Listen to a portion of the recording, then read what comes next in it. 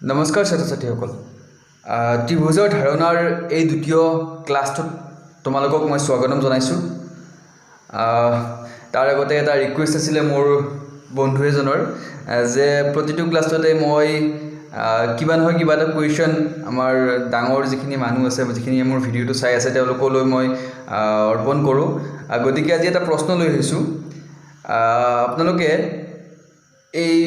ত্ৰিভুজটো চাওক ABC এই ত্ৰিভুজটোৰ তিনিটা কোণ আছে angle A angle B angle C এনেকৈ ক'ব পাৰোঁ এংগল 1 এংগল 2 এংগল 3 গতিকে এংগল 1 যদি 68 ডিগ্ৰী হয় এইটো এংগল যদি 68 ডিগ্ৰী হয় এংগল 2 যদি 42 ডিগ্ৰী হয় বা এংগল C যদি 42 ডিগ্ৰী হয় এংগল B কিমান হ'ব আৰু এংগল 4 কিমান হ'ব এই প্ৰশ্নটোৰ উত্তৰ আপোনালোকে দিবৰ কাৰণে চেষ্টা কৰক কমেণ্টত জনাব উত্তৰটো আৰু প্ৰথমে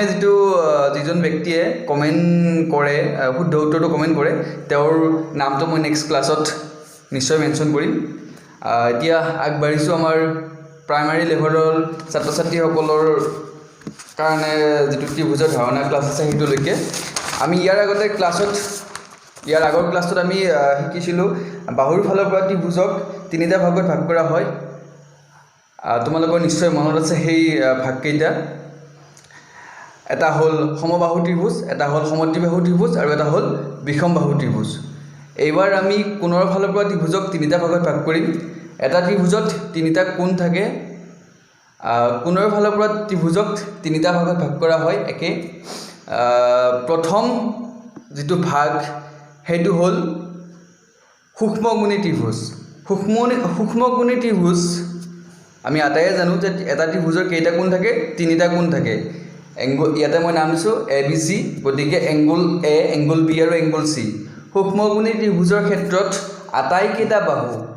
90 ডিগ্ৰীতকৈ কিমান হ'ব লাগিব কম হ'ব লাগিব 90 ডিগ্ৰীতকৈ কম হ'লে কি হ'ব আটাইকেইটা কোণ যদি 90 ডিগ্ৰীতকৈ কম হয় তেতিয়াহ'লে সেই ত্ৰিভুজটো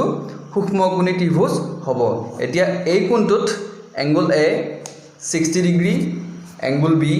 60 ডিগ্ৰী আৰু এংগল C 60 ডিগ্ৰী এইটো কি হৈ আছে আমাৰ সূক্ষ্মগুণী ত্ৰিভুজ হৈ আছে এটা কথা মনত ৰাখিবা সূক্ষ্মগুণী ত্ৰিভুজৰ আটাইকেইটা কোণ 90 ডিগ্ৰীতকৈ কম সো আমি 2 নম্বৰ পইণ্টলৈ আহিছোঁ এইটো হ'ল সমকোণী ত্ৰিভুজ ইয়াতে মই এটা ত্ৰিভুজ অংকন কৰিছোঁ ত্ৰিভুজ XYZ ত্ৰিভুজটোৰ তোমালোকে মন কৰিবা মই খালি এটা কোণ ইয়াত উল্লেখ কৰি থৈছোঁ এংগল Y2 এংগল Y কোণটো কিমান ডিগ্ৰী মই এটা মেনশ্যন কৰি থৈছোঁ 90 ডিগ্ৰী এংগল Y 90 ডিগ্ৰী কোণ গতিকে যি ত্ৰিভুজৰ যিকোনো এটা কোণ 90 ডিগ্ৰী হয় সেই ত্ৰিভুজটো কি বুলি কোৱা হয় সমকোণী ত্ৰিভুজ বুলি কোৱা হয় যিকোনো এটা কোণ 90 ডিগ্ৰী হ'ব লাগিব তেতিয়াহ'লে সেই ত্ৰিভুজটো কি হ'ব সমকোণী ত্ৰিভুজ হ'ব মই আকৌ কৈছোঁ যে মই কথাবিলাক অলপ স্পীডত কৈ যাই আছোঁ তোমালোকে অলপ পজ কৰি চাবলৈ যত্ন কৰিবা এইবাৰ আহিলোঁ 3 নম্বৰ পইণ্টলৈকে সেইটো হ'ল কি স্থূলকোণী ত্ৰিভুজ বা আমি ইয়াক কি বুলি ক'ব পাৰোঁ বৃহৎকোণী ত্ৰিভুজ বুলিও ক'ব পাৰোঁ স্থূলকোণী ত্ৰিভুজৰ যিকোনো এটা কোণ 90 ডিগ্ৰীতকৈ ডাঙৰ হ'ব ইয়াতে মই ত্ৰিভুজ A B আৰু C অংকন কৰিছোঁ ত্ৰিভুজ A B আৰু C ত তোমালোকে মন কৰিবা এংগল B এই যিটো এংগল B আছে এইটো এংগল B কোণটো কিমান ডিগ্ৰী আছে 120 ডিগ্ৰী আছে গতিকে এই কোণটো কি হয় 90 ডিগ্ৰীতকৈ ডাঙৰ হয় গতিকে এইটো কি এটা স্থূলকোণী ত্ৰিভুজ ইয়াতে তোমালোকে এটা কথা মন কৰিছেনে নাই যে যিটো আমাৰ সূক্ষ্মগুণী ত্ৰিভুজ হয় সূক্ষ্মগুণী ত্ৰিভুজ মানে এইটো প্ৰথম যিটো মই ত্ৰিভুজ দেখাইছিলোঁ এইটো সূক্ষ্মগুণী ত্ৰিভুজৰ আটাইকেইটা কোণ এংগল A B C বা তোমালোকে যদি নাম দিয়া ক খ গ বা এংগল XYZ গোটেইকেইটা কোণে কি হ'ব লাগিব 90 ডিগ্ৰীতকৈ কম হ'ব লাগিব আটাইকেইটা কোণ 90 ডিগ্ৰীতকৈ কম হ'ব লাগিব আকৌ যদি আমি সমকোণী ত্ৰিভুজৰ ক্ষেত্ৰত আহো সমকোণী ত্ৰিভুজ এইটো যেটো আমাৰ সেকেন্ড পইণ্ট আছিল তাতে কি আছে যে যিকোনো এটা কোণ কি হ'ব লাগিব 90 ডিগ্ৰী হ'ব লাগিব মাত্ৰ এটা কোণ 90 ডিগ্ৰী হ'ব লাগিব আৰু 3 নম্বৰটো হ'ল আমাৰ যেটো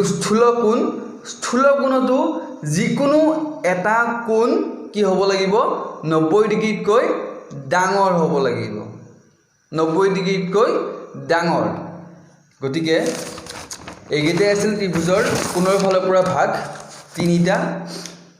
আশা কৰিছো তোমালোকে নিশ্চয় বুজি পাইছা ইয়াৰ পিছত ত্ৰিভুজৰ কেইটামান বৈশিষ্ট্য আছে সেই বৈশিষ্ট্যকেইটা মই নেক্সট ক্লাছত আলোচনা কৰিম কিন্তু মই এটা কথা তোমালোকক ইয়াতে মন কৰিবলৈ কৈ দিও যে এটা ত্ৰিভুজৰ আটাইকেইটা কোণৰ যোগফল 180 ডিগ্ৰী মই এইকেইটা বাৰু জোখা নাই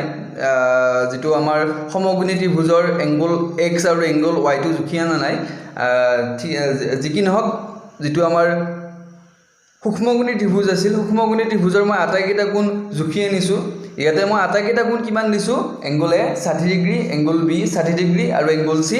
60 ডিগ্ৰী গতিকে তোমালোকে মন কৰিছা যে গোটেইকেইটা কোণৰ যোগফল কিমান হৈছে 180 ডিগ্ৰী 180 ডিগ্ৰী গতিকে এটা ত্ৰিভুজৰ আটাইকেইটা কোণৰ যোগফল কিমান 180 ডিগ্ৰী এটো আমি পিছৰ ক্লাছত আলোচনা কৰিম পিছৰ ক্লাছত আমি ত্ৰিভুজৰ বৈশিষ্ট্যৰ বিষয়ে যেতিয়া পঢ়িম তেতিয়া এই বিষয়ে আমি বিতংকৈ আলোচনা কৰিম গতিকে তোমালোকে এইখিনি বস্তু ঘৰত এবাৰ কোনো নতুনকৈ প্ৰেক্টিছ কৰিবা আৰু তাৰ মাজতে যদি কিবা বুজি নোপোৱা থাকে নিশ্চয় you can call me so then thank you for now bye bye